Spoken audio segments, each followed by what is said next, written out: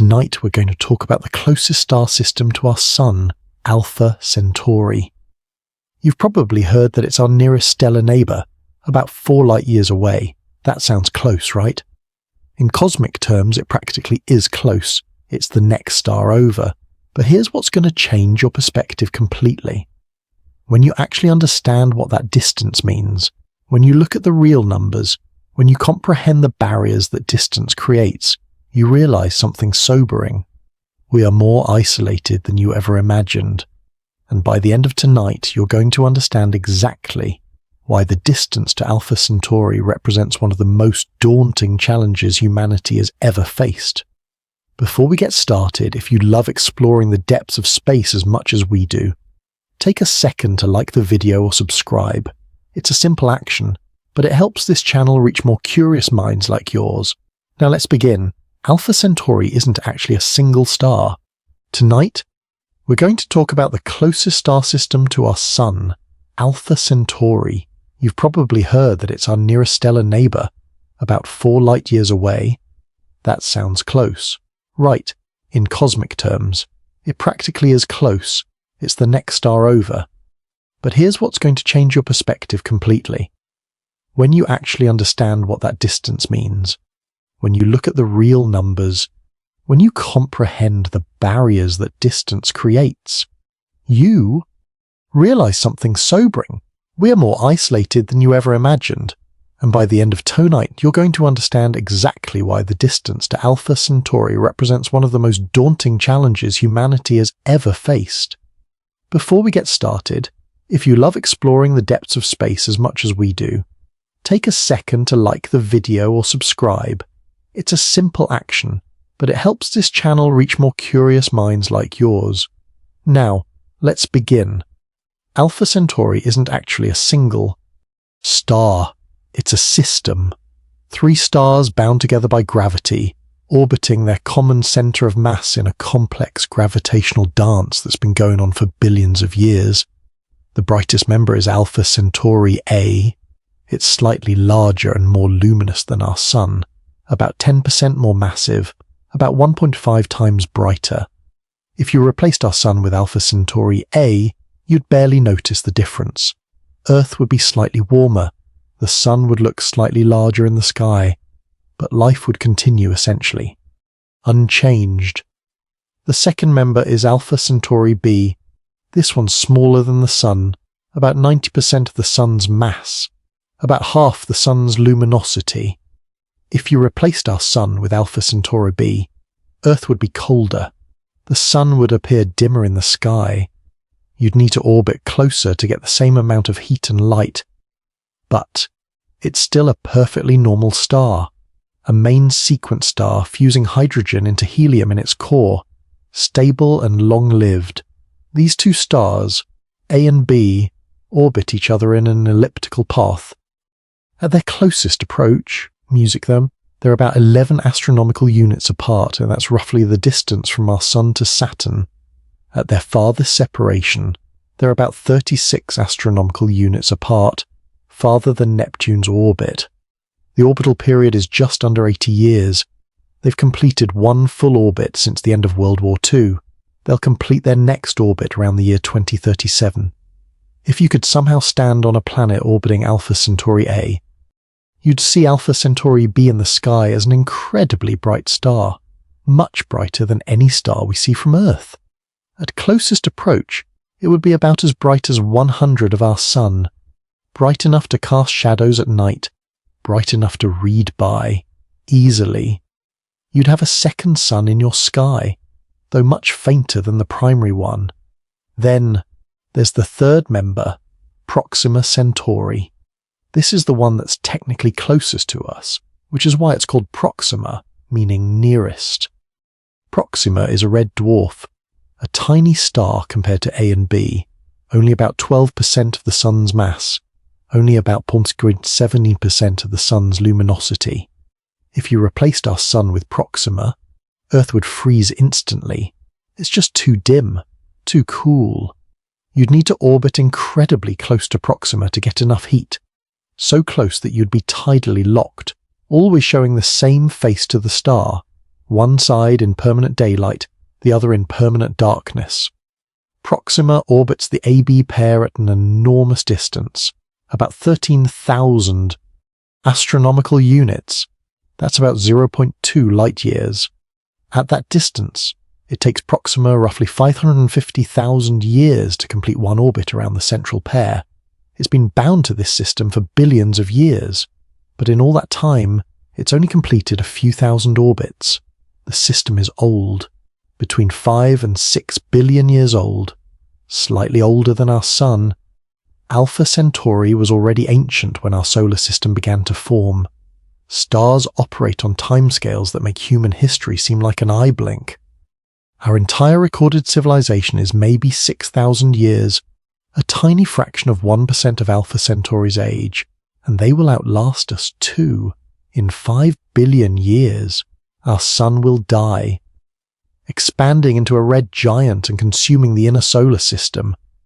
Alpha Centauri will still be there. A and B will continue their dance for billions more years. Even Proxima, despite being a red dwarf, will outlive the Sun by trillions of years. Red dwarfs burn their fuel so slowly they'll be the last stars shining in the universe. They've been here longer than we have. They'll be here long after we're gone, and yet we can't reach them. Now. Here's the key fact, the one that matters for our story tonight. The distance. Proxima Centauri, the closest of the three stars, sits 4.24 light-years from Earth. That's about 25 trillion miles. Alpha Centauri A and B are slightly farther, about 4.37 light-years away. These are the nearest stars beyond our Sun. Nothing else is closer. People have known about Alpha Centauri for thousands of years. Ancient astronomers in the southern hemisphere saw it. Ptolemy catalogued it in the 2nd century. The ancient Greeks knew it as part of the constellation Centaurus. These Taur. Arab astronomers observed it. Chinese astronomers recorded it. For most of human history, we thought it was a single star, one bright point of light in the southern sky. It wasn't until 1689 that Jesuit priest Jean Richaud, observing from Puducherry in India, noticed that Alpha Centauri appeared double through his telescope. 2 stars. Not one close together in the sky orbiting each other. This was exciting. Double stars were rare discoveries at the time. Most stars appear single when viewed through telescopes. Finding a binary pair, 2 stars gravitationally bound, orbiting their common center of mass, was valuable for understanding stellar mechanics. Over the following centuries, astronomers tracked the orbit of Alpha Centauri A and B. They measured the positions carefully, year after year, watching the 2 stars circle each. By the 1800s, they'd established the orbital period, just under 80 years. They'd calculated the eccentricity of the orbit, how elliptical it was. They determined the separation between the stars at various points in the orbit. All of this was done without knowing the distance to the system. They could measure angles and relative positions, but not absolute distances. That required parallax.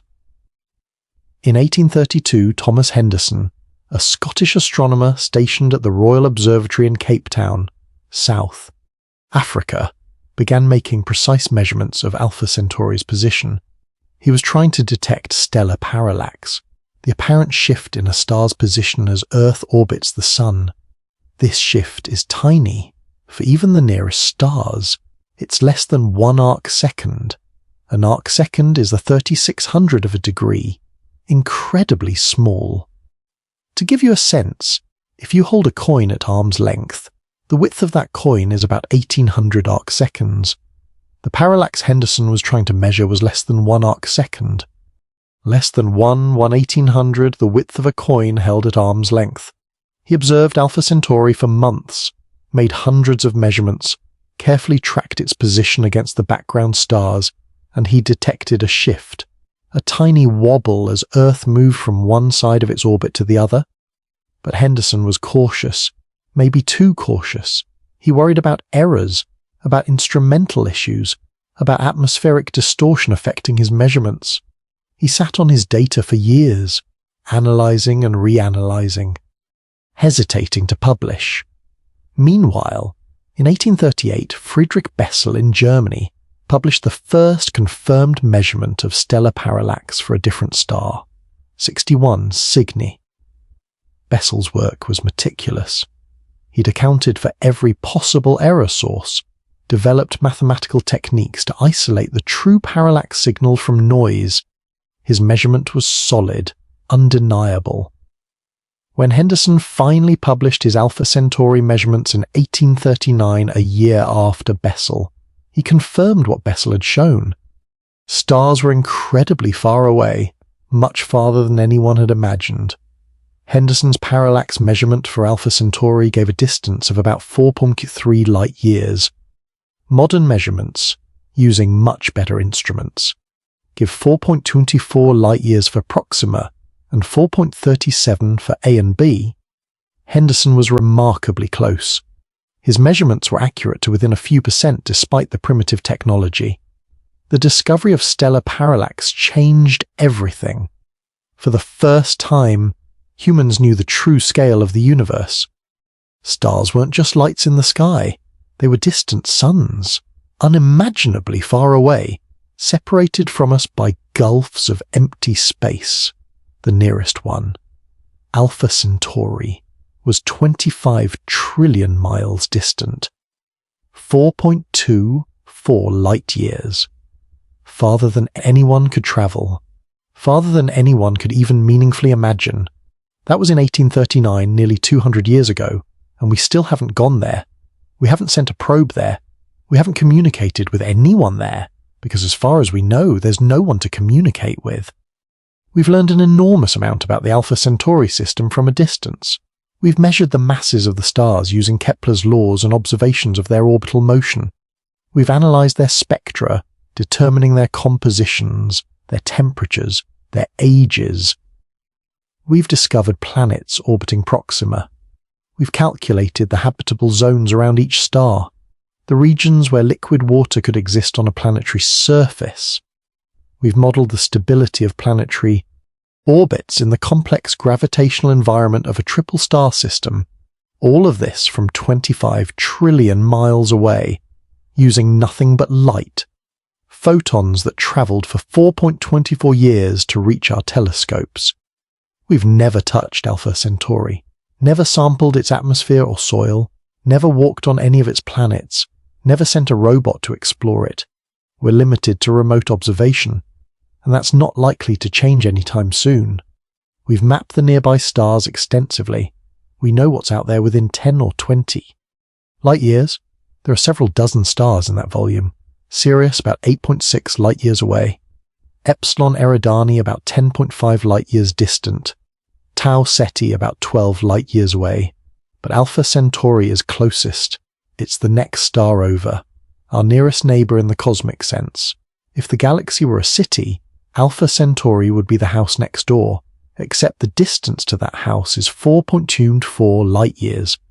Let's talk about what the distance actually means. Not just the number, the implications. Light travels at about 186,000 miles per second. Nothing in the universe can travel faster. There's not a speed limit we haven't broken yet. It's a fundamental law of physics. The speed of light is absolute, constant, unchanging everywhere in the universe. When you look at Alpha Centauri in the night sky, and you can see it if you're in the southern hemisphere, you're seeing light that left that star system 4.24 years ago. You're looking back in time, seeing the star as it was, not as it is right now in this present moment. If something happened to Proxima Centauri today, if it suddenly exploded or went dark or did something unexpected, we wouldn't know about it for 4.24 years. The information couldn't reach us any faster because nothing can travel faster than light. We just keep seeing the star as normal, watching light that left before the event occurred, unaware that anything had changed. This creates a fundamental isolation. We see the universe as not as it is. But as it was, the farther away something is, the farther back in time we're seeing it, For Alpha Centauri, that's only 4.24 years, which isn't much on cosmic timescales. The star hasn't changed significantly in that time, but the principle is what matters. We're separated from everything beyond our solar system by time as well as distance. Now, let's think about traveling to Alpha Centauri. This is where the distance becomes truly sobering. The fastest spacecraft humans have ever built is the Parker Solar Probe.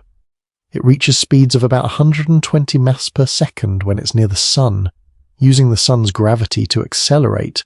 That's about 430,000 Donner-Mescumst, incredibly fast by any earthly standard. If you could drive that fast on a highway, you'd circle the entire Earth in about 3 1/2 minutes. You'd reach the Moon in about 33 minutes. You'd reach Mars at its closest approach in just a few days. But space is big, unimaginably big. And even at 430 transcept, the Parker Solar Probe would take about 6,700 years to reach Proxima Centauri. 6,700 years. That's longer than recorded human history. The Parker Solar Probe, launched in 2018 if it were actually headed toward Alpha Centauri, which it isn't. It would arrive around the year 8718. By that time, human civilization would be utterly unrecognizable, if it still existed at all. Technologies would have advanced through multiple revolutions. Everything about our current world would be ancient history, and that's using our fastest spacecraft. The Voyager probes, which are actually headed out of the solar system into interstellar space, are traveling at about 38,000 miles per hour, much slower than the Parker Solar Probe. At that speed, Voyager would take about 75,000 years to reach Alpha Centauri. 75,000 years ago. Modern humans were just beginning to spread out of Africa. We were hunter-gatherers living in small groups. We had stone tools. We had fire. We had language. Probably, though we don't know for certain. But we had no agriculture. No cities. No writing. No civilization as we understand it.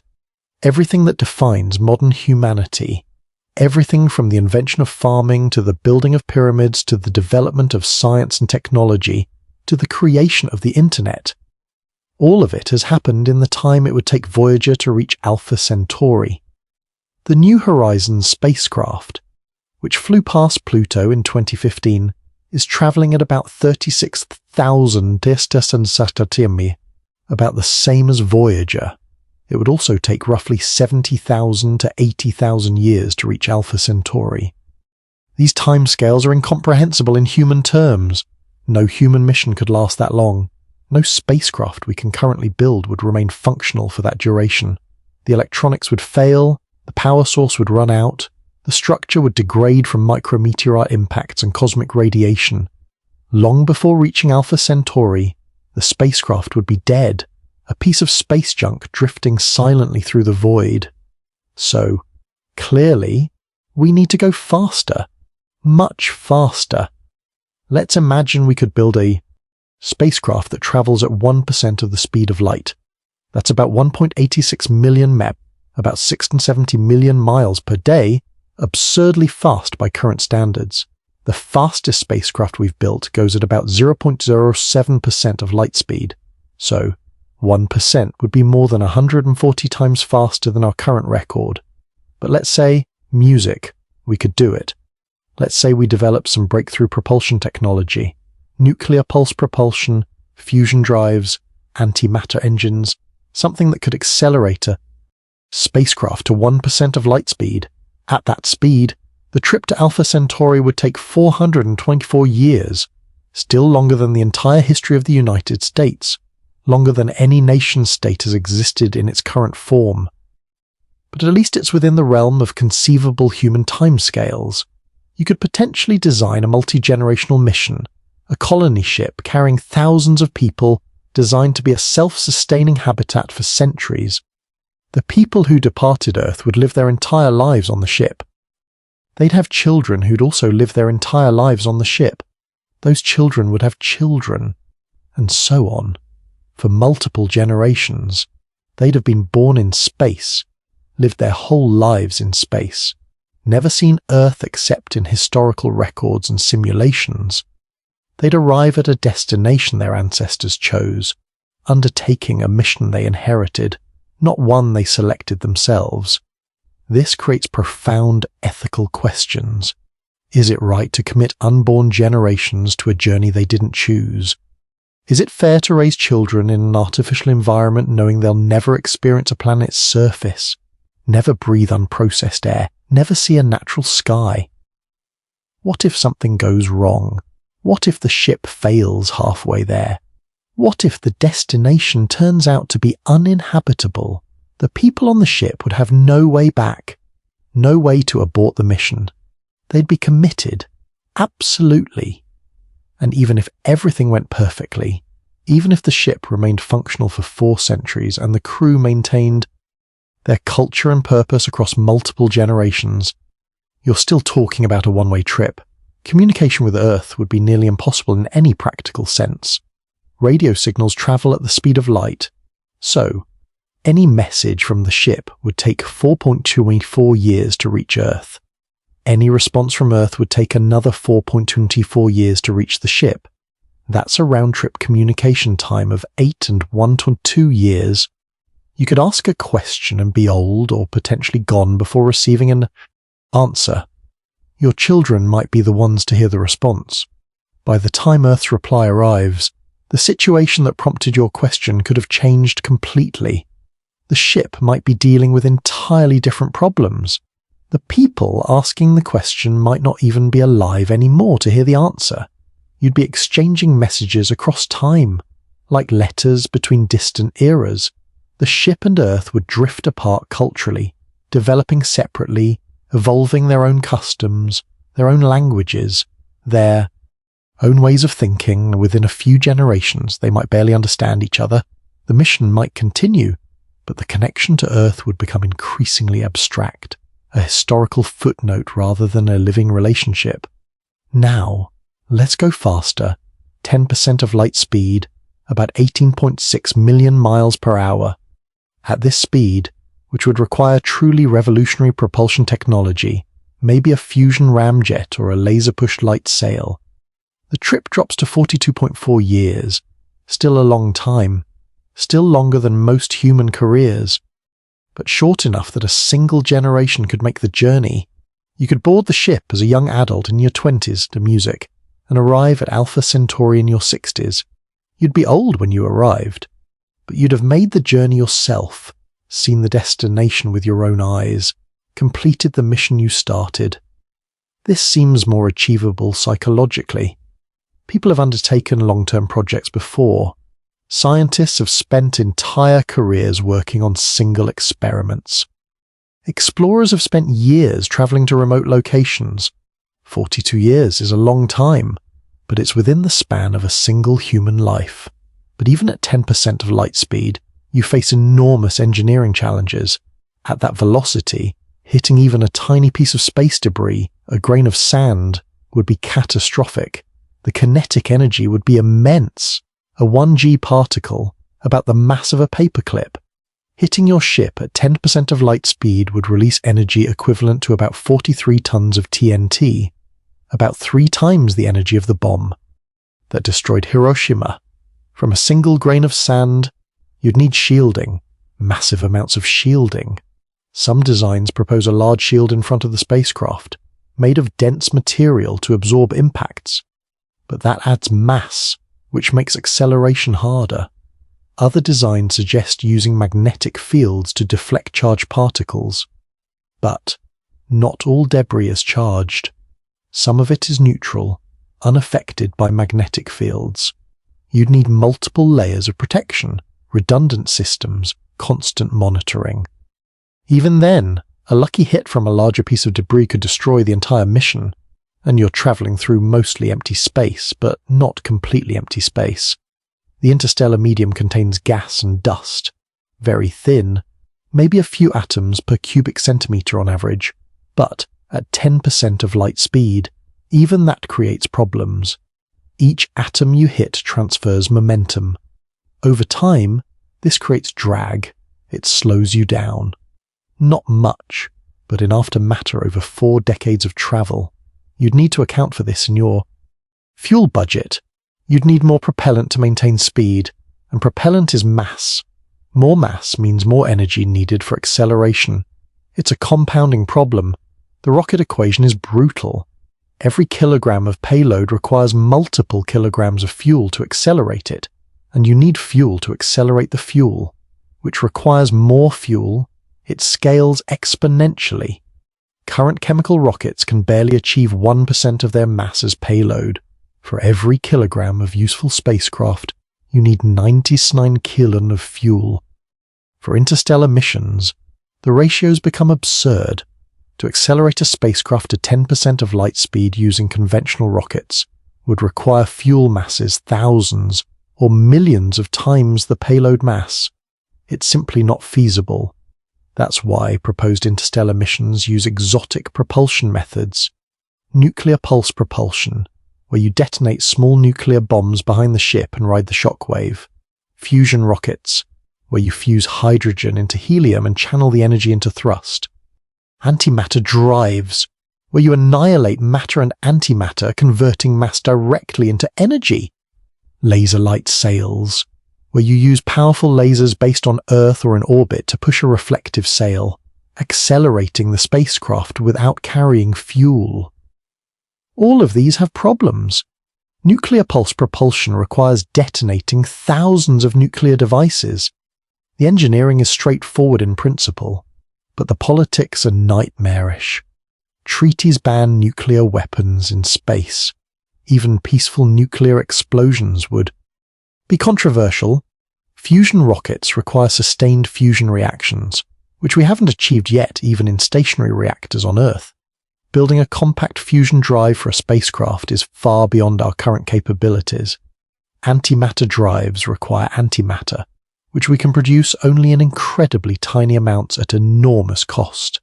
Current production rates are measured in nanograms per year. You'd need kilograms, maybe tons. At current rates, music producing enough antimatter would take millions of years and consume more energy than humanity generates in centuries. Laser light sails require massive laser arrays, perhaps thousands of individual lasers synchronized perfectly, operating continuously for years to accelerate the sail. Then, once the sail reaches interstellar space, you can't slow it down. The lasers are back at Earth. They can't push from the destination. You'd arrive at Alpha Centauri traveling at 10% of light speed with no way to stop. You'd flash through the system in a few hours, taking measurements as you passed, then continue into deep space forever. Every propulsion method has fundamental limitations. Physics imposes hard constraints that engineering can't overcome. You can't exceed the speed of light. You can't violate conservation of momentum. You can't get energy from nothing. These aren't technological problems. They're laws of nature. Now, let's imagine we could somehow reach 20% of light speed, about 37 miles per hour. The trip to Alpha Centauri would take 21.2 years, 2 decades. You could leave Earth in your 20s and arrive in your 40s, still young enough to explore the new system, establish a presence, and begin meaningful work. This starts to feel almost achievable. But the problems we just discussed, debris impacts, interstellar drag, propulsion challenges, they all get worse. At 20% of light speed, a 1G particle releases energy equivalent to about 170 tons of TNT, about 13 times the Hiroshima bomb from a grain of sand. Your shielding needs to be even more robust. Your fuel requirements go up. The engineering becomes more daunting, and you still have the communication problem. Messages to Earth take 4.24 years each way. By the time you arrive, you've been out of real-time contact with Earth for 21 years. Everything you know about Earth is at least 4 years out of date. More likely, by the time you arrive, it's 25 years out of date. The Earth you left will have changed dramatically, politically, technologically, culturally. The people who planned your mission might be retired or gone. The governments that funded you might not exist anymore. The priorities that drove the mission might have shifted. You might arrive at Alpha Centauri only to find that Earth no longer cares. The public has moved on. Funding has dried up. Your transmissions back home describing what you found might be received with indifference. Or Earth might have advanced so much in the intervening decades that what you're reporting is obsolete. Maybe they developed faster propulsion after you left.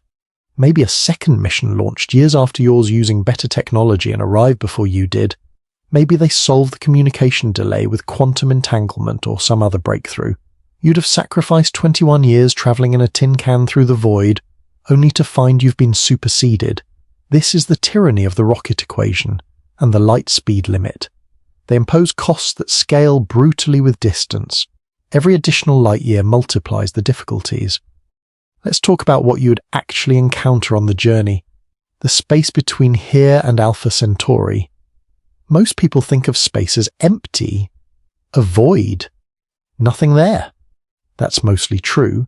Space is emptier than any vacuum we can create on Earth, but it's not completely empty. The interstellar medium, the material between stars, contains gas and dust, very dilute. On average, about 1 atom per cubic centimetre. That's far more empty than any laboratory vacuum. By comparison, the air you're breathing right now contains about 25 quintillion molecules per cubic centimetre, 25 with 18 zeros after it. Space has 1 atom per cubic centimetre. That's empty. But over the distance to Alpha Centauri, 25 trillion miles. You pass through an enormous volume. You accumulate exposure to that thin gas. At 10% of light speed, hitting even a single hydrogen atom transfers energy. Not much. A hydrogen atom has negligible mass, but you're hitting billions of them. Over 4.24 light years, the cumulative effect creates drag. Small, but measurable. Your spacecraft would slow down. Not much. Maybe a fraction of a percent over the entire journey, but enough to affect your arrival time, your trajectory, your ability to navigate precisely. You'd need to account for this in your fuel budget, carry extra propellant to compensate for the drag, which adds mass, which requires more fuel, the compounding problem again. Then there's radiation. Space is filled with cosmic rays, high-energy particles, mostly protons. Accelerated to nearly light speed by supernovae and other violent events, they're flying through space in all directions, constantly. When they hit matter, they cause damage.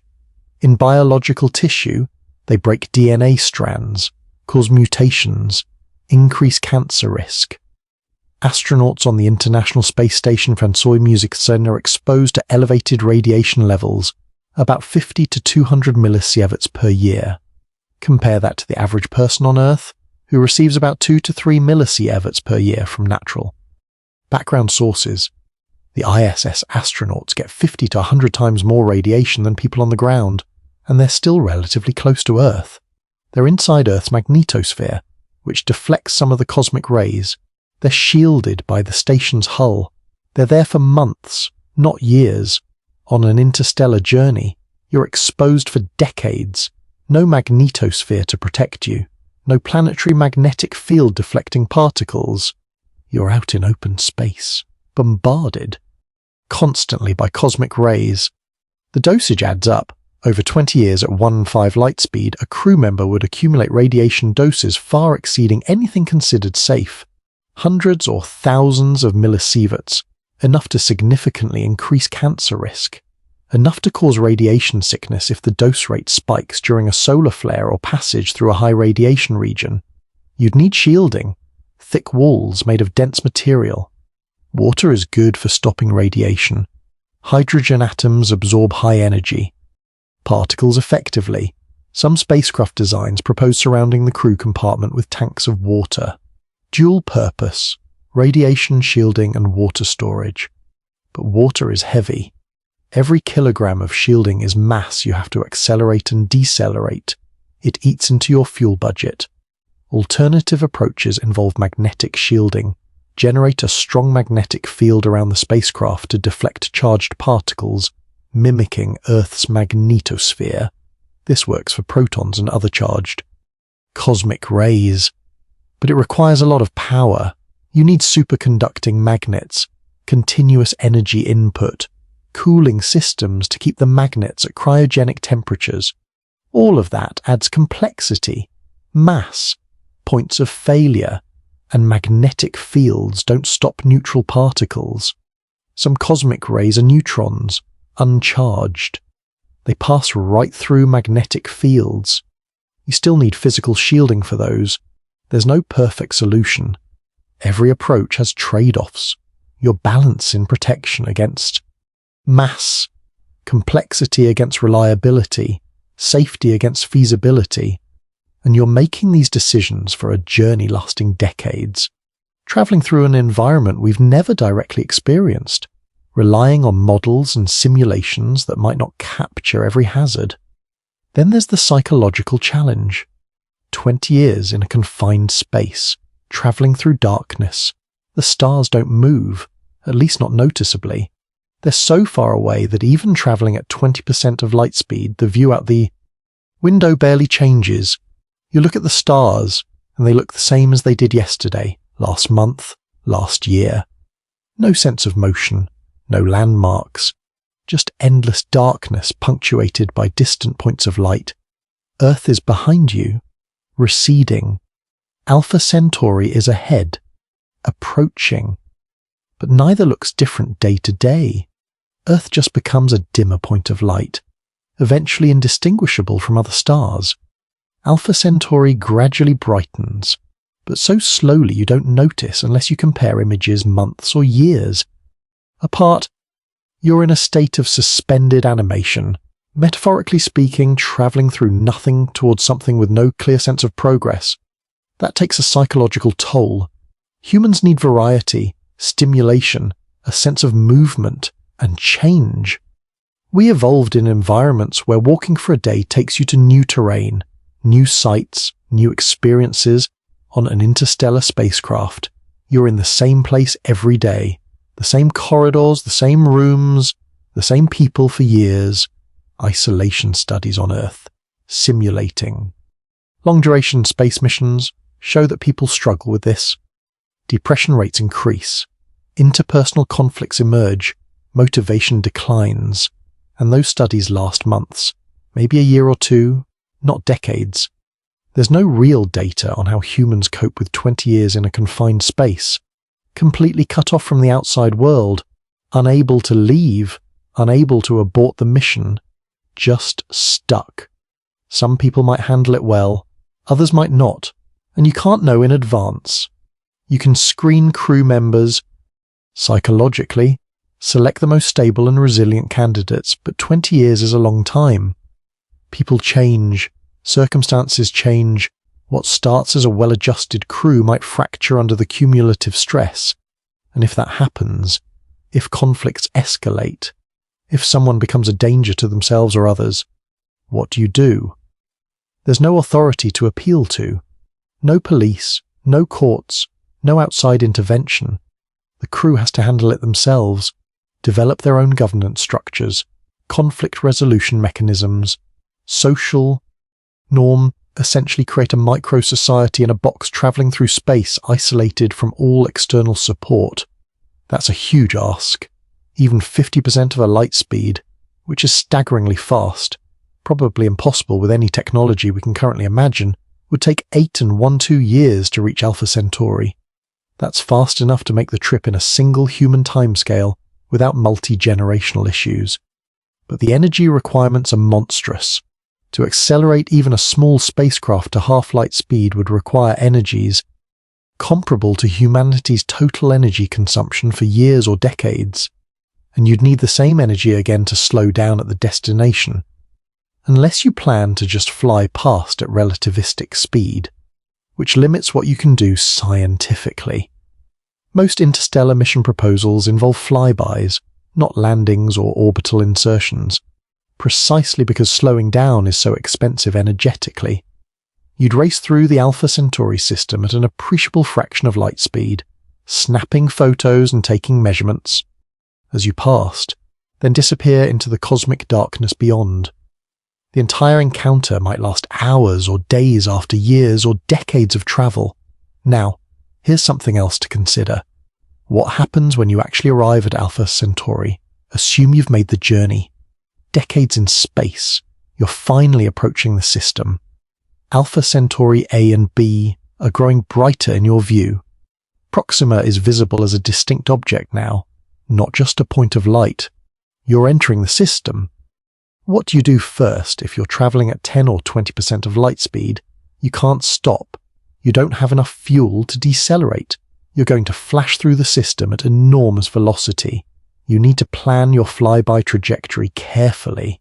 Where do you want to go? Which star do you want to observe most closely? Do you aim for Proxima because it has planets? Or do you prioritize Alpha Centauri A and B because they're more similar to our Sun? You can't visit all three on a single pass. They're too far apart. Remember, Proxima orbits the AB pair at a distance of 13,000 astronomical units. That's about 0.2 light years, if you're flying through at 20% of light speed. Crossing 0.2 light years takes a year. You could potentially visit Proxima first, then continue toward A and B, but your trajectory is fixed. You're not maneuvering, you're just coasting. Whatever path you're on when you enter the system is the path you stay on. So you need to choose. Most mission profiles would probably target Proxima because of Proxima B, the potentially habitable planet. That's the scientifically valuable target. You'd plan your trajectory to pass as close as possible to Proxima, maybe within a few million miles, close enough to get good imagery, close enough to analyze the star's spectrum in detail, close enough to observe Proxima B directly. You'd have a few hours, maybe a day or two, depending on your exact speed and how close you pass. During that window, you take every measurement you can, photograph everything, record data continuously, analyze the atmosphere of Proxima B if it has one, search for biosignatures, measure magnetic fields, detect radio emissions, map surface features. You're gathering decades worth of observations in a few hours. Then, you're past, gone, racing away from Proxima, heading deeper into the system or out into interstellar space beyond. You transmit everything back to Earth. A data package containing all the images, all the measurements, everything. You collected. It travels at light speed, takes 4.24 years to arrive, back on Earth. Scientists receive the data. They analyze it. They discover whatever you found. Maybe there's life on Proxima B. Maybe there isn't. Either way, it's monumental. Humanity's first direct observation of another star system. First close-up look at planets beyond our solar system. First search for life conducted in situ, not from 25 trillion miles away. But you, the probe, are gone. You've left the Alpha Centauri system. You're heading into the void beyond. Unless you have fuel to turn around, which you almost certainly don't, you're never coming back. You'll drift through the galaxy forever, just like the Voyager probes, a human-made artifact traveling through space for eternity. Maybe billions of years from now, you'll encounter another star, thousands of light years from where you started. Maybe another civilization will find you, study you, learn that humans existed. Or maybe you'll just drift forever in darkness, never encountering anything, just moving through empty space until the last proton decays and the universe goes dark. That's the reality of flyby missions. They're one way. You don't get to stay. You don't get to explore the system thoroughly. You flash through, grab what data you can, and disappear.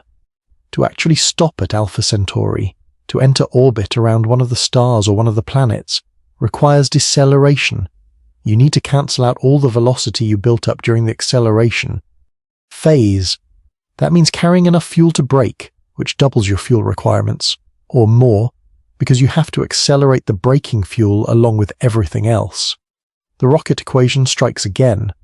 Some designs propose using the destination star music as a brake.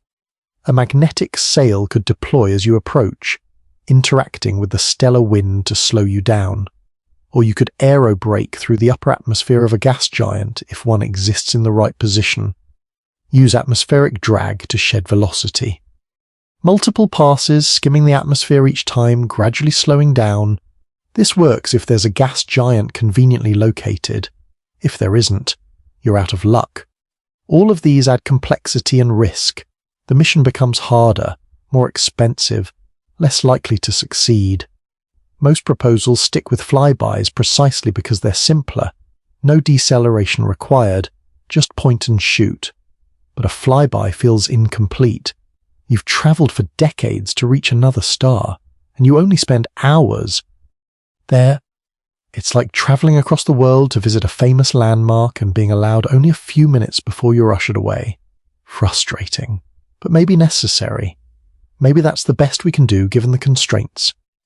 Now, let's think about the communication during the mission. You're travelling to Alpha Centauri. Let's say it's a crewed mission, not a probe, a generation ship carrying humans. You launch from Earth. The journey will take a century or more. For the first few years, communication is relatively normal. Well, not normal. There's a delay. As you move farther from Earth, light takes longer to reach you. After 1 year of travel at 10% of light speed, you're about 0.1 light years from Earth. About 600 billion miles. Light takes 0.1 years to cross that distance, about 5 weeks. So, messages from Earth take 5 weeks to reach you. Your replies take 5 weeks to reach Earth. Round-trip communication time is 10 weeks. Still manageable. You can have conversations, sort of. You send a question. Wait 10 weeks and get an answer slow but functional. After 10 years of travel, you're 1 light year from Earth. Messages take 1 year each way. 2-year round trip. You ask a question, get an answer. 2 years later, the information you're receiving is a year out of date. News from Earth is old news by the time it reaches you. After 20 years, you're 2 light years from Earth. 4-year round trip. You're farther from Earth than Proxima is. You're in deep interstellar space. The signals from Earth are weak. You need powerful antennas to detect them, and the content is increasingly irrelevant. What's happening on Earth 4 years ago doesn't help you much right now. Your situation on the ship is what matters. Your immediate problems, your crew dynamics, your system's malfunctions. Earth can't help with those. By the time they hear about a problem and send advice, the problem has either been solved or escalated into a crisis. You're on your own. After 50 years, halfway to Alpha Centauri, you're 2.12. Light years from Earth? Messages take 2.12 years each way, 4.24 years round trip. The same as the distance to Alpha Centauri. You're equidistant from your origin and your destination, poised in the middle of the Gulf. Messages from Earth are now less frequent. The people who launched your mission are old or gone. New generations have taken over. People who didn't experience the launch, who don't remember the excitement and optimism. For them, your mission is history, ancient news. They have their own problems, their own priorities. Your transmissions back are dutiful reports, status updates, descriptions of the journey, maybe some scientific observations of the interstellar medium, but nothing groundbreaking. You're in the least interesting part of the mission, between stars, not at the beginning, not at the end, just travelling. Public interest has waned. Funding has shifted to other projects. You're still going, still committed, still following the plan. But you're increasingly isolated from the civilization that sent you. After a century, when you finally arrive at Alpha Centauri, Earth is 4.24 light-years behind you. Messages take 4.24 years to reach them. You report your arrival, describe what you're seeing, transmit images of Proxima b, measurements of the stars, whatever you found, and you wait. 4.24 years for acknowledgement. By the time Earth responds, by the time they say congratulations, You've been at Alpha Centauri for over 4 years. You've already explored the system as much as you can, made decisions about what to do next, possibly started colonization efforts if you find a habitable planet, possibly faced disasters if things went wrong. All of that happened before you heard back from Earth. Their response, when it arrives, is reactions to news that is nearly a decade old. They're congratulating you on an arrival that happened 8 and 1/2 years ago, commenting on discoveries you made years in the past. It feels disconnected, like letters from a distant relative you barely remember. Nice to receive, but not particularly relevant to your current life. You've moved on. Alpha Centauri is your home now, or will be if you're staying. Earth is the distant past, this place you came from, increasingly abstract, increasingly foreign. Your children, born on the ship during the journey, have never seen Earth. It's just stories to them, historical accounts, images and videos from before they were born. They're children of space. They identify with the mission, with the ship, with the destination, not with Earth. They're grandchildren, born at Alpha. Centauri will have even less connection. Earth will be mythology to them, the ancestral homeland, far away, unreachable. They'll know it intellectually. They'll learn about it in school, but it won't feel real. How could it? It's 4.24 light years away. They'll never go there. They'll never meet anyone from there in real time. They're Alpha Centaurians now, or Proximans. If they settle on Proxima b, a new branch of humanity, genetically human, culturally divergent, separated from Earth by distance and time. This is what interstellar colonization means, not expanding humanity, fragmenting it, creating isolated pockets that can't meaningfully interact, that drift apart over generations, becoming separate species eventually, not biologically, at least not for thousands of years, but culturally, linguistically, socially. Different peoples sharing a common origin, but nothing else. That's the cost of the distance, not just the travel time, not just the energy requirements, but the isolation it creates, the permanent separation of human communities. Once you go to Alpha Centauri and settle there, you're not coming back. Neither are your children. Neither are your descendants for countless generations. You've split from Earth permanently. That's a profound step, one we've never taken as a species. Even the most remote human settlements on Earth are connected. You can travel from anywhere to anywhere else. It might take time, but it's possible. A person in the Amazon can, in principle, travel to Tokyo. It's a long trip, but it's achievable within a human lifetime. Alpha Centauri is different. You can't travel back, not unless we develop radically new technologies. You're committed, absolutely, and that changes the psychology, the social structure, the entire relationship between the colony and Earth. They're not parts of a single civilization anymore. They're separate, independent, isolated. Is that a problem? Maybe, maybe not. It depends on your perspective. Some might see it as tragic, humanity fragmenting, losing cohesion, drifting apart. Others might see it as natural, inevitable, the way species spread and diversify. There's no right answer, but it's something to think about before we send missions to Alpha Centauri. Are we comfortable with permanent separation, with creating communities that will diverge from Earth, with accepting that we'll never have a unified human civilization again? These are philosophical questions, not technical ones. And they matter as much as the engineering. Now, here's something that makes it even worse. We've been talking about the distance to Alpha Centauri as if it's static, as if the star system just sits there waiting for us to arrive. But it doesn't. Stars move. Everything in the galaxy is in motion, orbiting the galactic center. Our sun orbits the center of the Milky Way at about 140 miles per second. That's about 504,000 miles per hour. Alpha Centauri has its own orbital velocity. It's moving relative to us. The component of its motion toward or away from us is called radial velocity.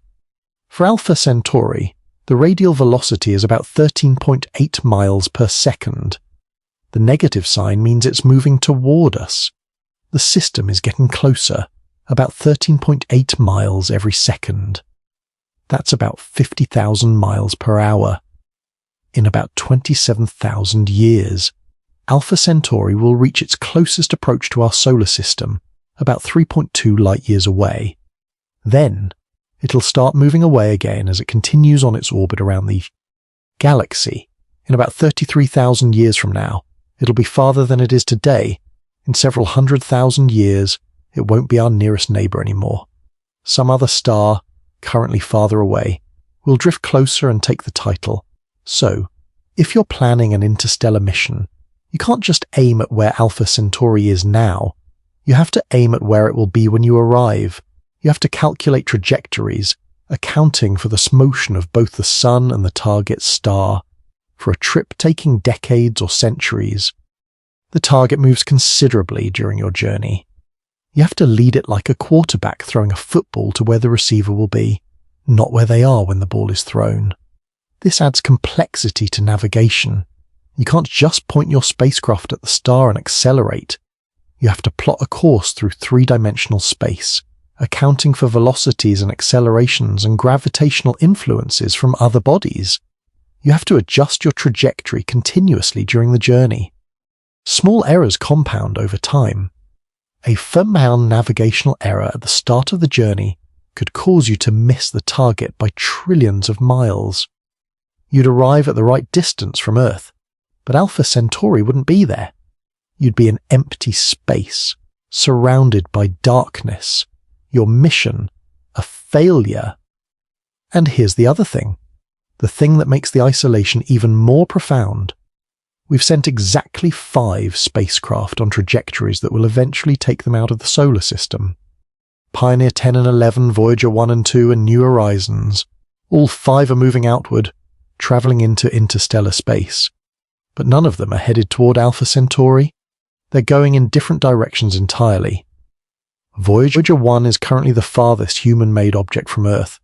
It's about 15.8 billion miles away, about 159 times farther from the Sun than Earth is. It's officially in interstellar space. It crossed the heliopause, the boundary where the solar wind gives way to the interstellar medium, back in August 2012. It's out there in the space between stars, traveling at about 38,000 miles per hour. But it's headed in the direction of the constellation Ophiuchus, nowhere near Alpha Centauri. If Voyager 1 were aimed at Proxima Centauri, which it isn't, it would take about 75,000 years to get there.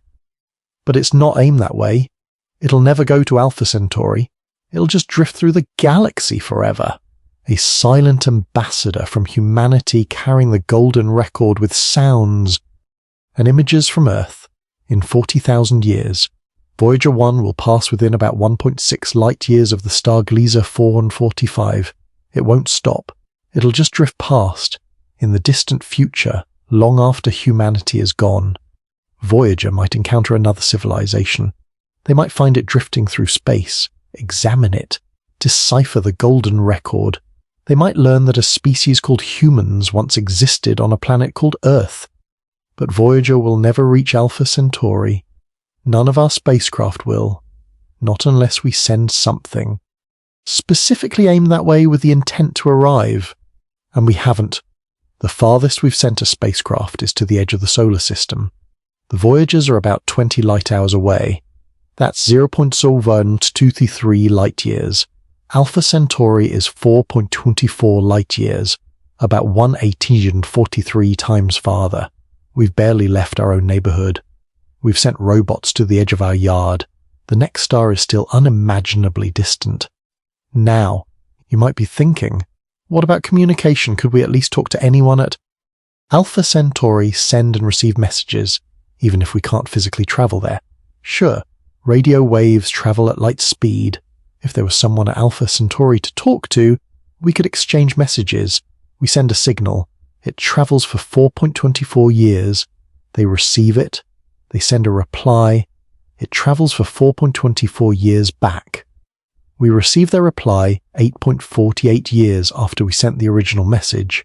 That's a long conversation. You ask a question as a child and get the answer when you're starting high. School, you send a message in college and hear back when you're 30. You inquire about something in your 30s and the response arrives in your 40s. It's conversation, technically, but it's not dialogue in any normal sense. It's more like leaving notes for future selves or exchanging letters across decades. And that assumes there's someone there. As far as we know, there isn't. We've looked. We've listened. The search for extraterrestrial intelligence, SETI, has been monitoring the skies for decades, listening for radio signals that might indicate technological civilizations. They found nothing. No signals from Alpha Centauri. No transmissions from anywhere nearby. Either we're alone in our local neighborhood or any civilizations that exist aren't broadcasting, or they're using communication methods we don't recognize.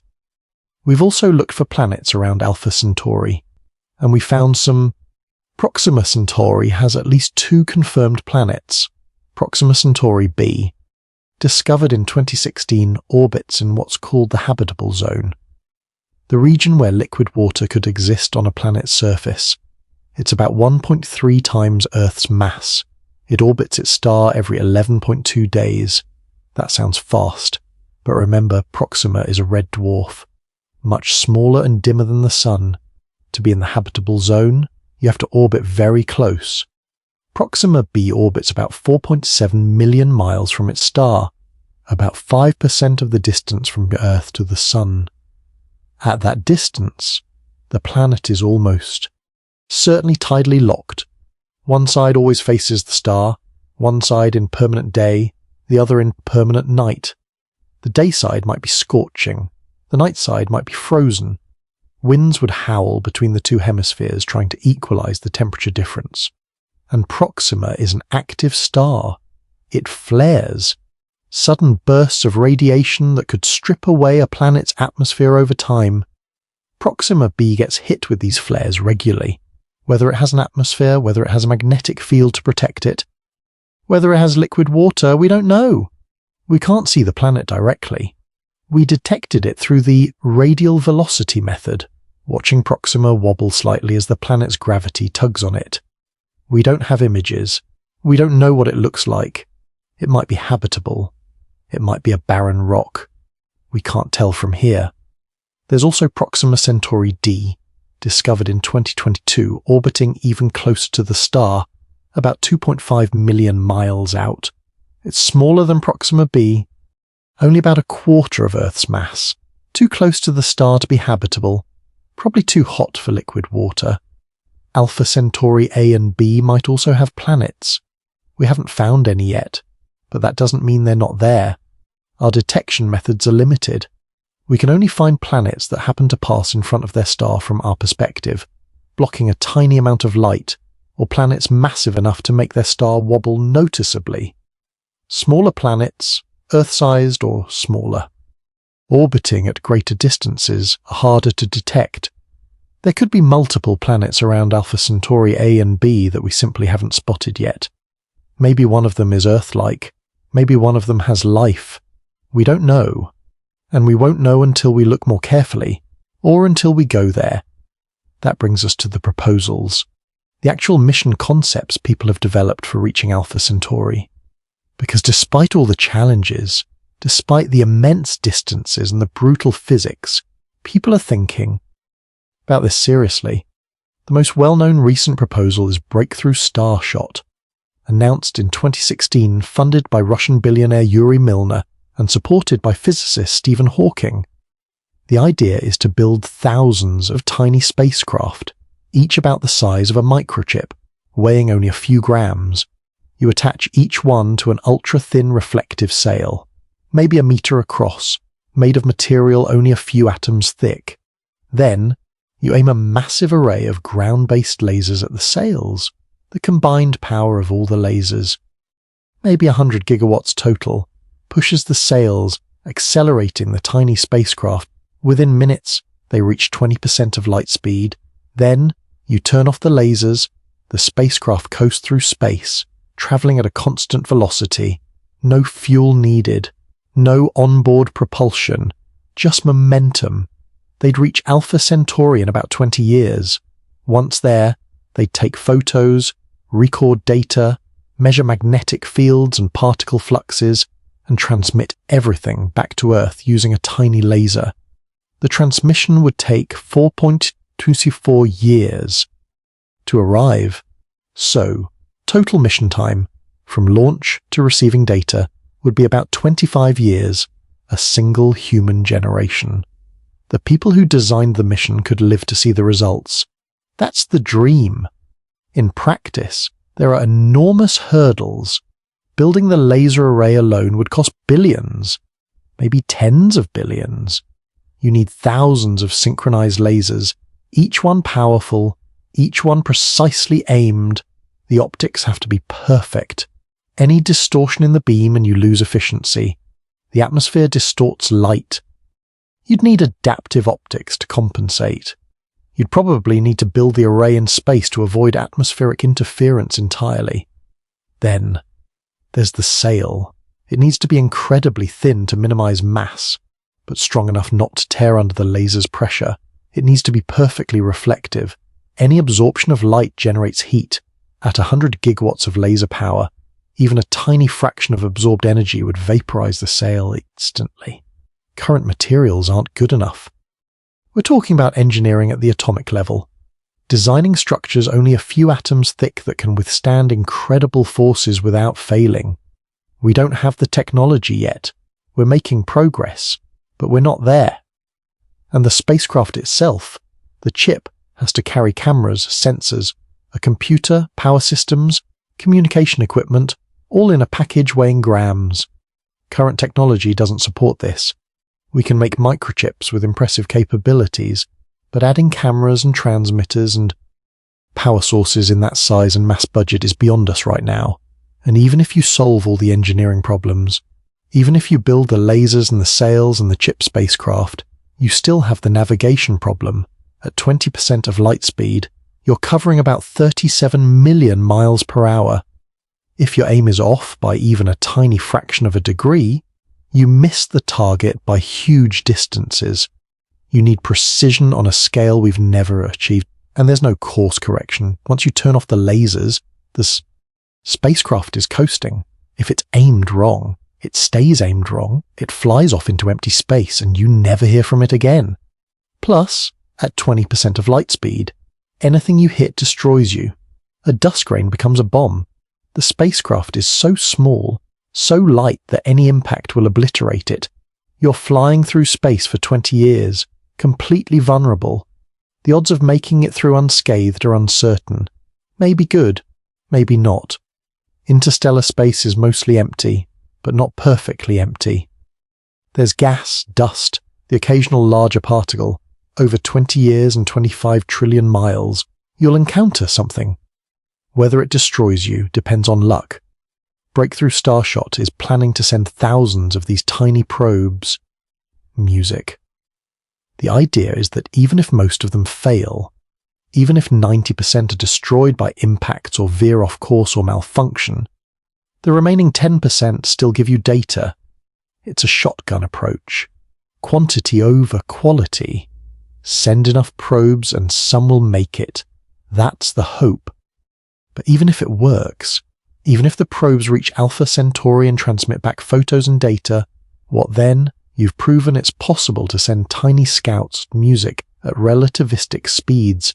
You've gathered scientific information about the nearest star system. That's valuable. But you haven't established a presence. You haven't sent humans. You haven't built anything there.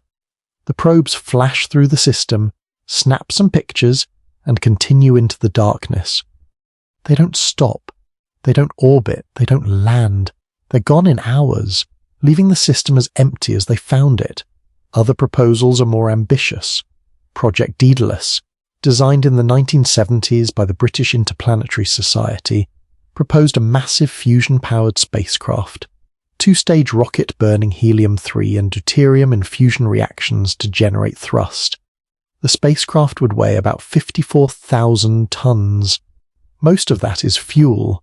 The payload, the actual scientific instruments and equipment, would be only about 450 tons. Less than 1% of the total mass. The rest is fuel. Daedalus was designed to reach 12% of light speed. Travel time to Alpha Centauri would be about 36 years. It would fly through the system, taking measurements, then continue into deep space. No stopping, no slowing down, just a high-speed pass. The engineering required is staggering. Sustained fusion reactions, something we haven't achieved on Earth yet in a useful form. Fuel pellets injected into the reaction chamber and ignited by electron beams, creating miniature fusion explosions 250 times per second. The exhaust, superheated plasma, channeled through magnetic nozzles to produce thrust. All of this has to work perfectly for decades. No failures, no malfunctions. In the harsh environment of space, bombarded by cosmic radiation, exposed to temperature extremes, and you'd need 50,000 tons of fuel. Most of it helium-3, which is extremely rare on Earth. You'd have to mine it from the moon or from the atmospheres of gas giants like Jupiter. That alone would require an enormous space infrastructure, robotic mining operations on the moon, or aerostatic collection platforms skimming the upper atmosphere of Jupiter, scooping up helium-3 and transporting it back to Earth or to a construction site in orbit. We're talking about an undertaking that would dwarf, music, any engineering project humanity has ever attempted. Decades of preparation, trillions of dollars in investment, international cooperation on a scale never seen before. And at the end of it, you get a one-time flyby of Alpha Centauri, valuable scientifically, sure, but not the beginning of colonization or exploration in any sustained sense. Project Icarus, designed in the 2010s as a successor to Daedalus, refined some of the engineering, improved fusion drive designs, better fuel choices, but the fundamental challenges remain. You're still talking about fusion propulsion, massive fuel requirements, decades-long journeys. You're still dealing with the rocket. Equation. You're still limited by the speed of light. Some proposals involve generation ships, massive spacecraft designed to sustain a population for centuries. You'd need artificial gravity, probably from rotation, closed-loop life support systems, recycling air and water indefinitely, agricultural systems to grow food, habitats large enough for thousands of people to live comfortably, raise families, maintain a society.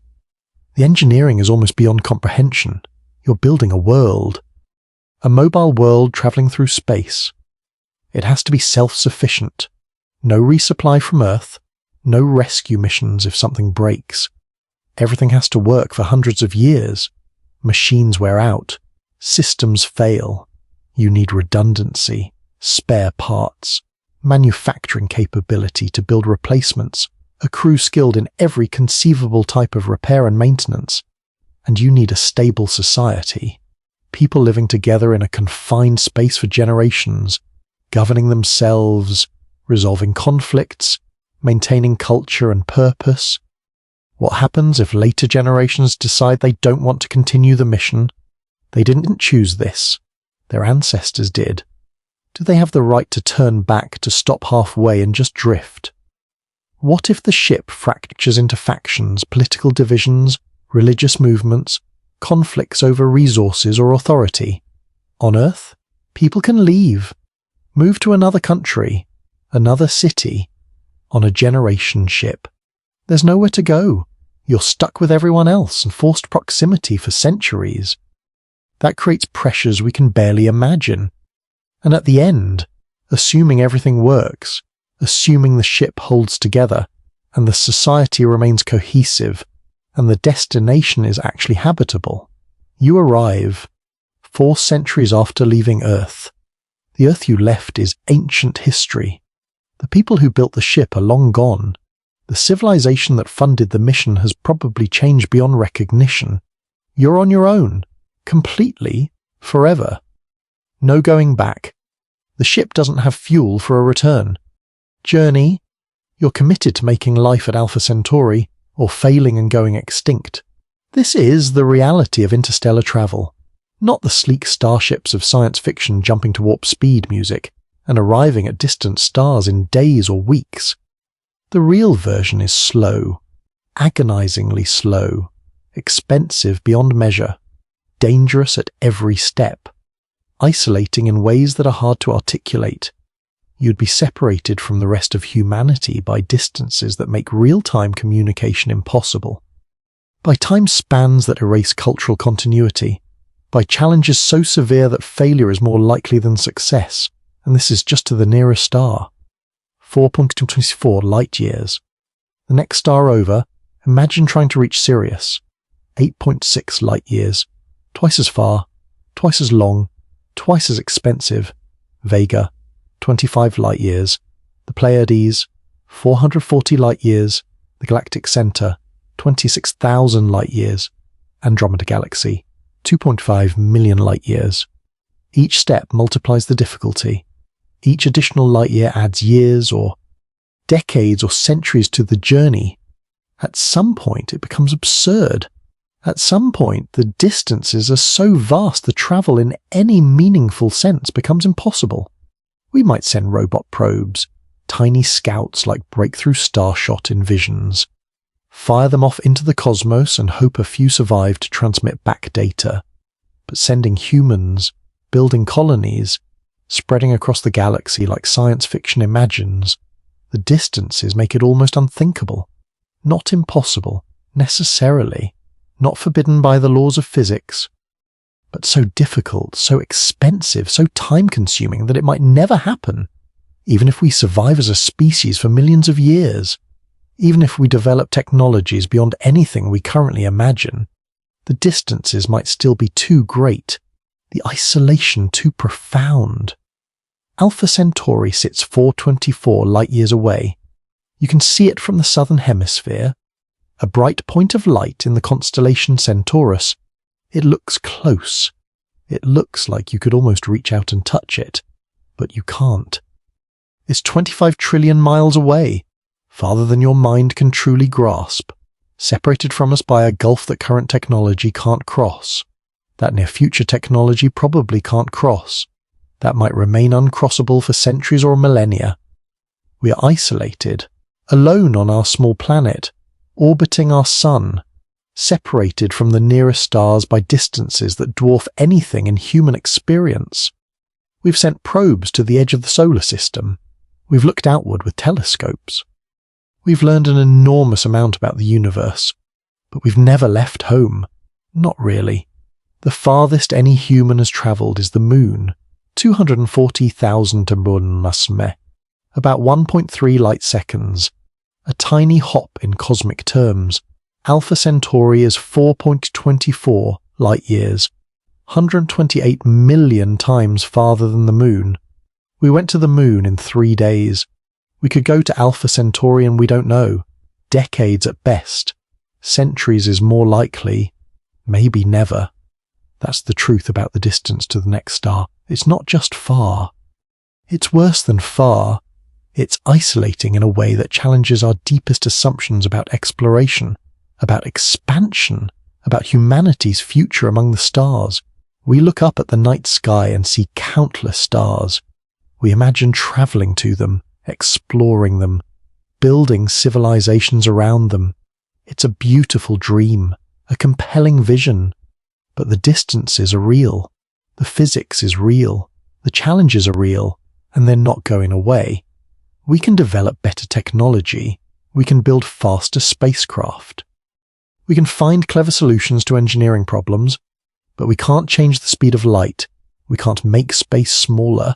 We can't wish away the 25 trillion miles between us and Alpha Centauri. The distance is what it is. Vast, empty, forbidding. And we're here on Earth, looking out at the stars, knowing they're there, knowing they're unreachable in any practical sense. At least for now, maybe forever. This isn't a pessimistic view, it's a realistic one. understanding the true scale of the challenge, the true magnitude of the distance, is the first step toward appreciating what we have here. Earth is not just our home. It might be the only home we ever have, the only planet we can actually reach and live on and sustain ourselves. The idea that we can just leave Earth, spread across the galaxy, find new worlds when this one becomes uninhabitable, it's comforting, it's hopeful, but it might not be true. The distances might be too great, the barriers too high. We might be confined to our solar system forever, not because we lack ambition or curiosity or courage, but because the universe is big, unimaginably big. And we are small. That doesn't mean we stop trying. We should absolutely continue developing better propulsion systems, designing interstellar mission concepts, searching for exoplanets, listening for signals from other civilizations. All of that is valuable. All of that expands our knowledge and pushes the boundaries of what's possible. But we should also recognize the reality.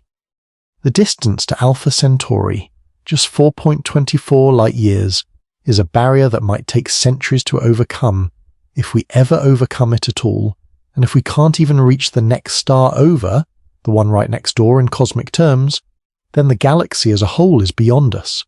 The 100 billion stars of the Milky Way, the trillions of planets that probably orbit them, the potential life and civilizations that might exist out there.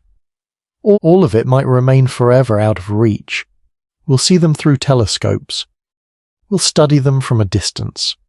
We'll learn about them indirectly through light and radio waves and gravitational effects.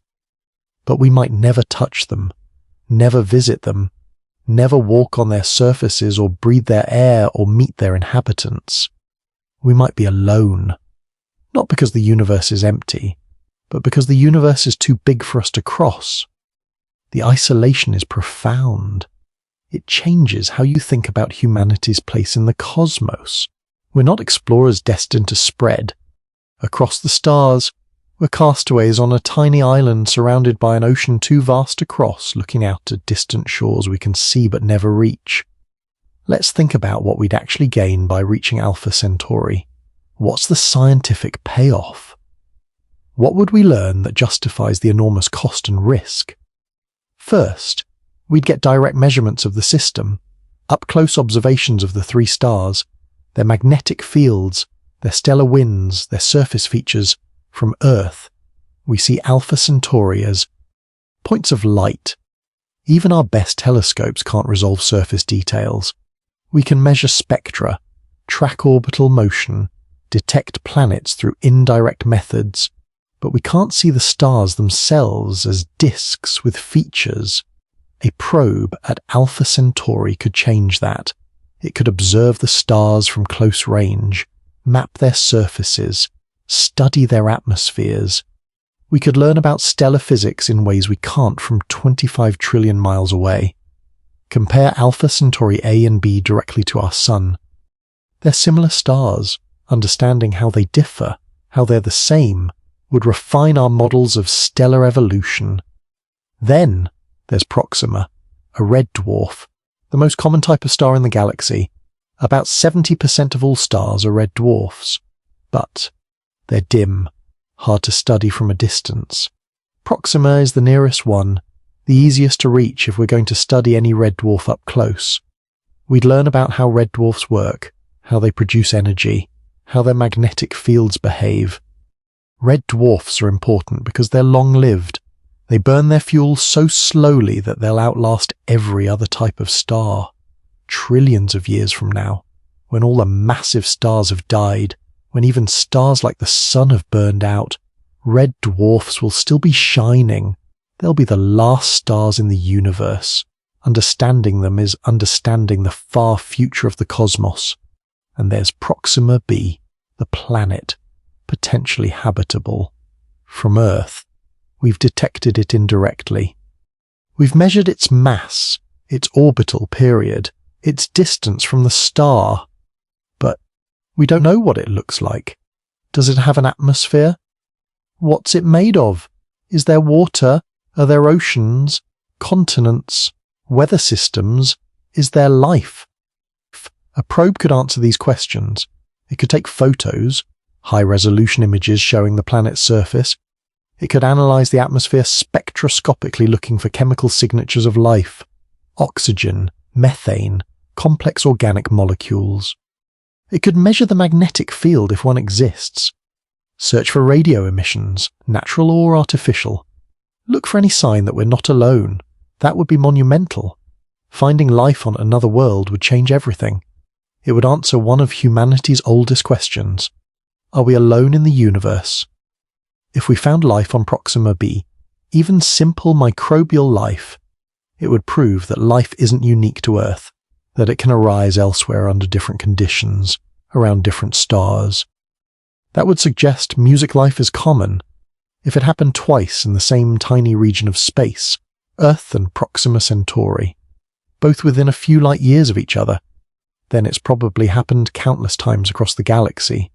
We'd know we're not alone, even if we can't reach the other life forms, even if we can't communicate with them. We'd know they're out there. That changes our perspective, our sense of significance, our understanding of our place in the cosmos. But here's the problem, the cost. Sending a probe to Alpha Centauri, even a tiny one like Breakthrough Starshot envisions, would cost billions, maybe tens of billions, for uncertain returns. Maybe we find life, maybe we don't. Maybe Proxima b is habitable. Maybe it's a barren rock. We won't know until we get there, and getting there takes decades and enormous resources. Is it worth it? That's a value judgment. Different people will answer differently. Some will say, yes, absolutely. The knowledge gained justifies any cost.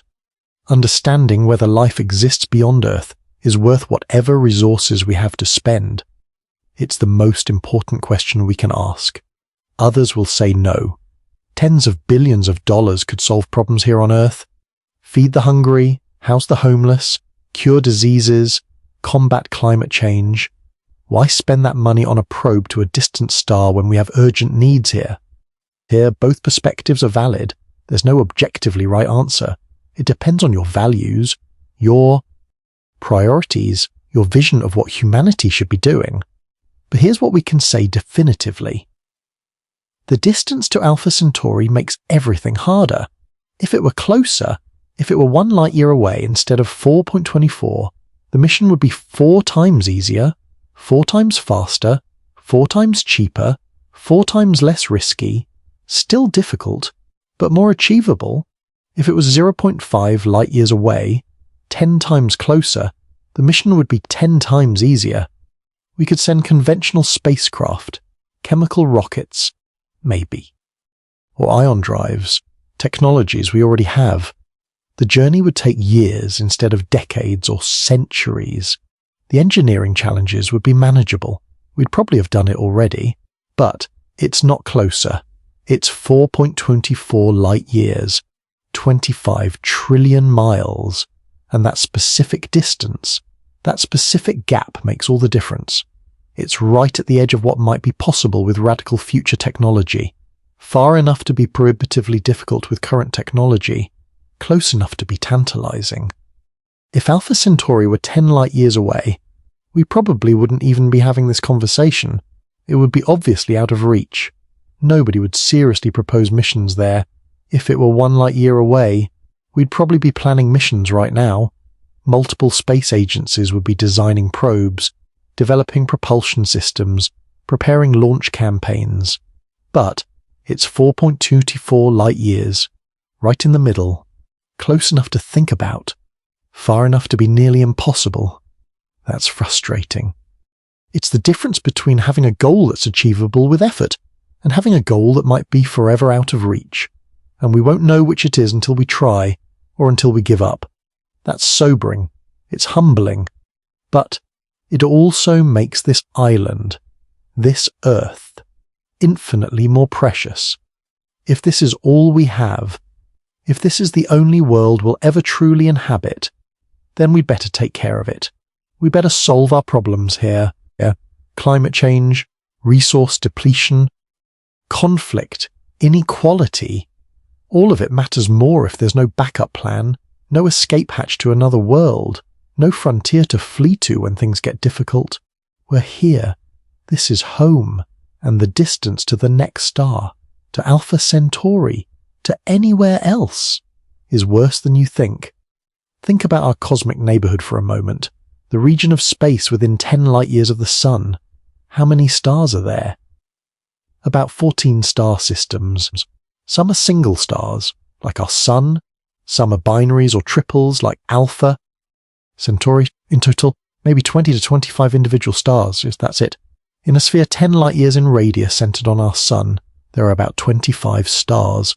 The nearest 14 star systems in order of distance: Alpha Centauri at 4.2 light-years, Barnard Star at 6 light-years, Wolf 359 at 7.9 light-years, Leland 21185 at 8.3 light-years, Sirius at 8.6 light-years, Luton 726-8 at 8.7 light-years, Ross 154 at 9.7 light-years, Ross 248 at 10.3 light-years, and several others, all within 10 to 12 light-years.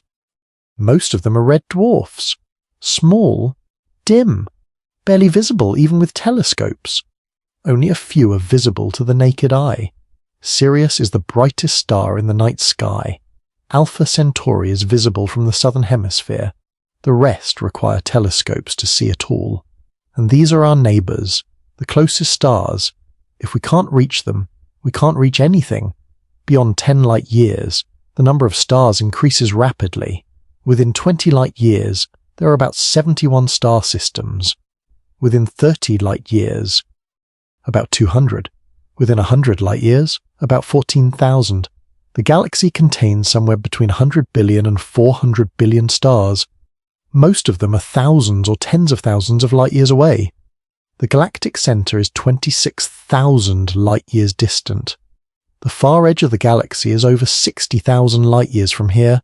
Andromeda, the nearest large galaxy, is 2.5 million light-years away. These distances are incomprehensible. If we can't reach Alpha Centauri at 424 light-years, we certainly can't reach Andromeda at 2.5 million. The galaxy might as well be infinite. We see it, we study it, we learn about it. But we're confined to our tiny corner, one star among hundreds of billions, unable to visit the others, unable to explore beyond our immediate neighborhood. Maybe someday that will change. Maybe we'll develop technologies we can't currently imagine. Warp drives that bend space-time, creating shortcuts through the fabric of the universe. Wormholes connecting distant points in space, allowing instantaneous travel. Cryogenic suspension, freezing crew members for centuries so they don't age during the journey. Upload minds into computers, sending consciousness at light speed while leaving biological bodies behind. These are science fiction concepts. Some of them might violate the laws of physics as we understand them. Warp drives require exotic matter with negative energy density. We've never seen anything like that. We don't know if it exists. Wormholes require similar exotic matter to hold them open. And even if they're possible in principle, we have no idea how to create or stabilize them. Cryogenic suspension works for some organisms. Tardigrades can survive being frozen. Some frogs can too, but are humans. We freeze tissue, music, and it gets damaged. Ice crystals form, rupturing cell membranes. We haven't solved this. Suspended animation remains science fiction. Uploading minds assumes consciousness is purely computational, that you can copy a brain structure into a computer and the result is you. We don't know if that's true. Consciousness might not be transferable. The upload might be a copy, not the original.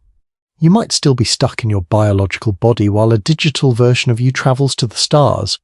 That doesn't help you. Every proposed solution to the interstellar distance problem has fundamental issues. Some might be solvable with future technology. Others might be impossible. We don't know yet. So for now, we're limited, confined to our solar system, looking out at Alpha Centauri, seeing it. In the sky, knowing it's there, knowing we can't reach it, at least not with anything currently available. That might change. In 100 years.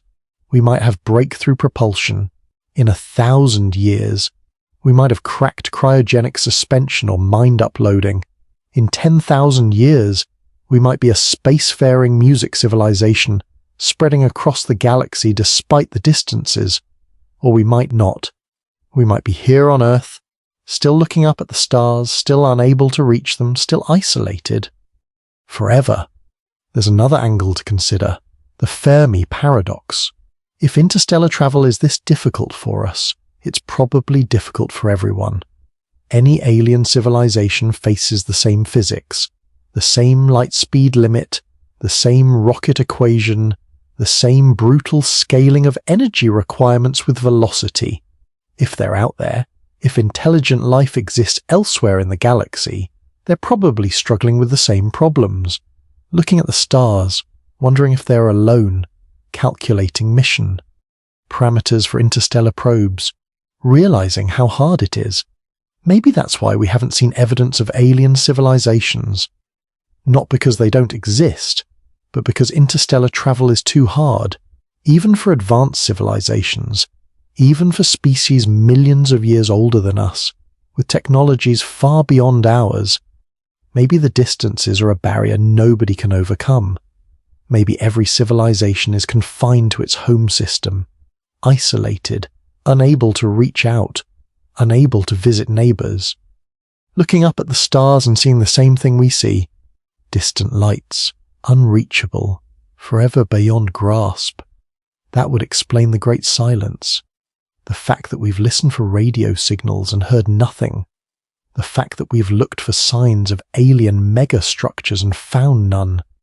If nobody can travel between stars, then every civilization develops alone, lives alone, dies alone, never making contact, never knowing if others are out there, just isolated islands in an ocean of darkness. That's a lonely picture of the universe, but it might be accurate. The distances might be the great filter, the barrier that keeps civilizations apart, not hostile aliens, not self-destruction, not lack of technology, just distance. Pure, insurmountable distance.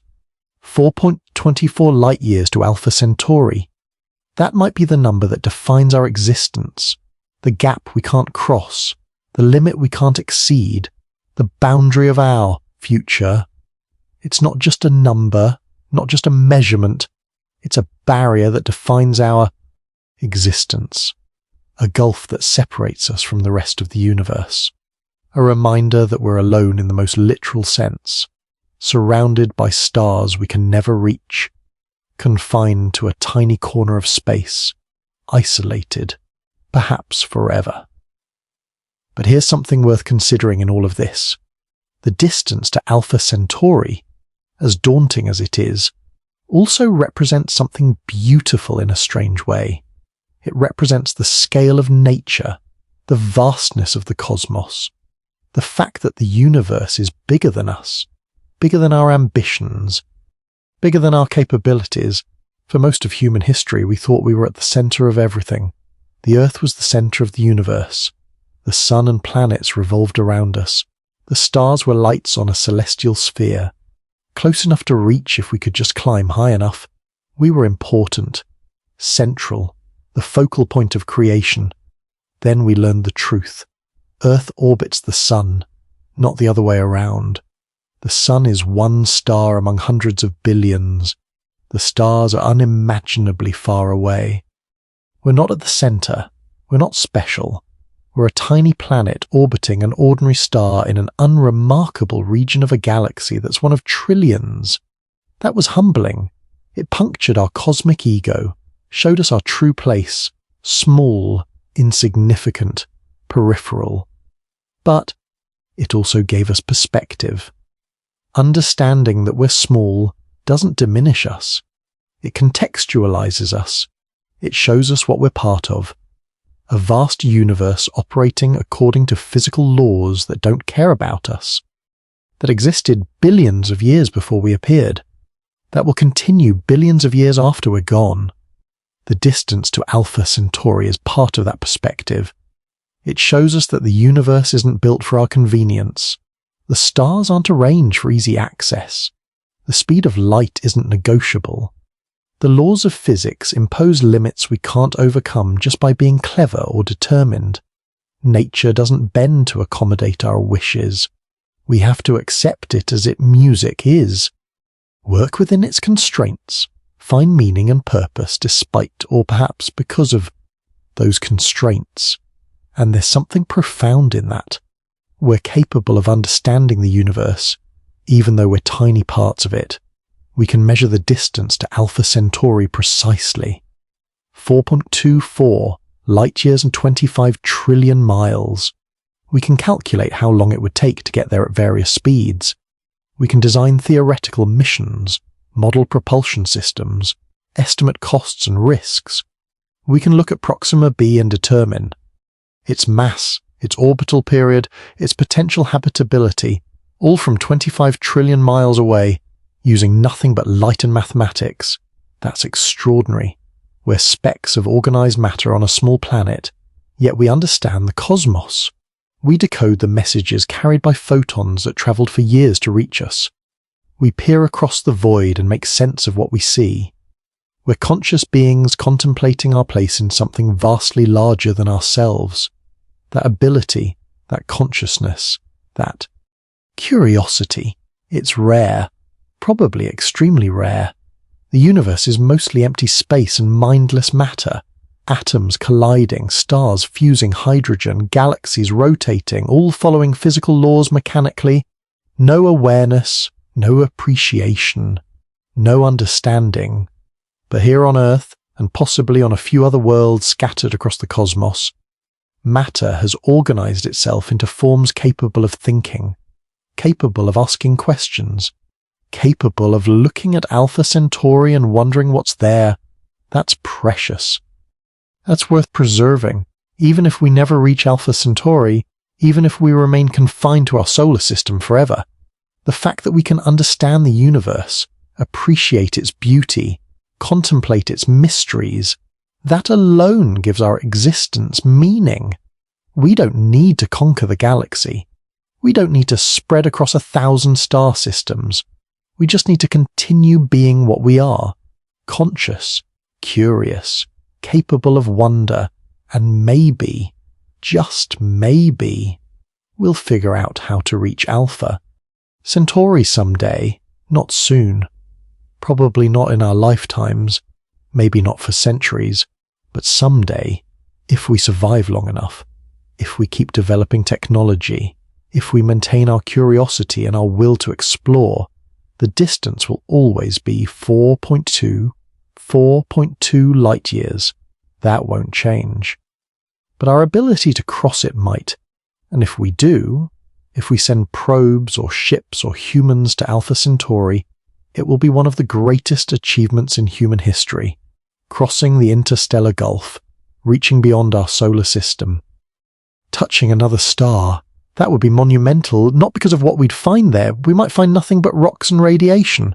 No life, no habitable planets, just an ordinary star system with no particular significance.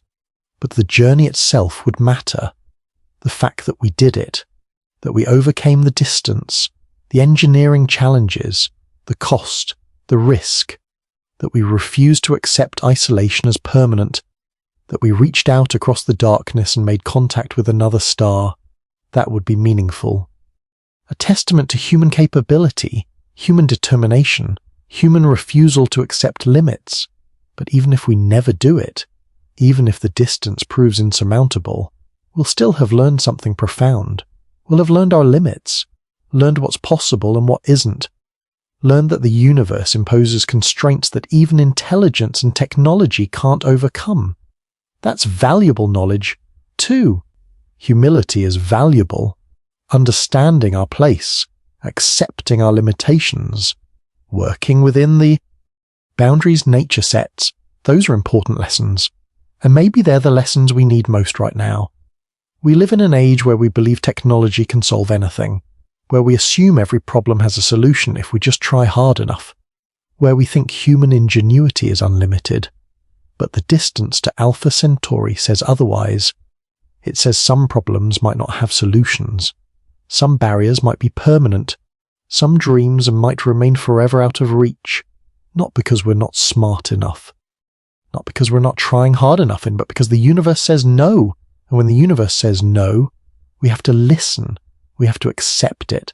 We have to find meaning and purpose within the boundaries we're given. That's the real lesson of Alpha Centauri. Not that we should give up on interstellar travel, but that we should be realistic about it, honest about the challenges, humble in the face of cosmic distances, and grateful for what we have here on Earth, our only home, the one planet where we know life exists, where we know consciousness has emerged, where we know there's beauty and meaning and purpose. That's enough. It has to be enough, because it might be all we ever have.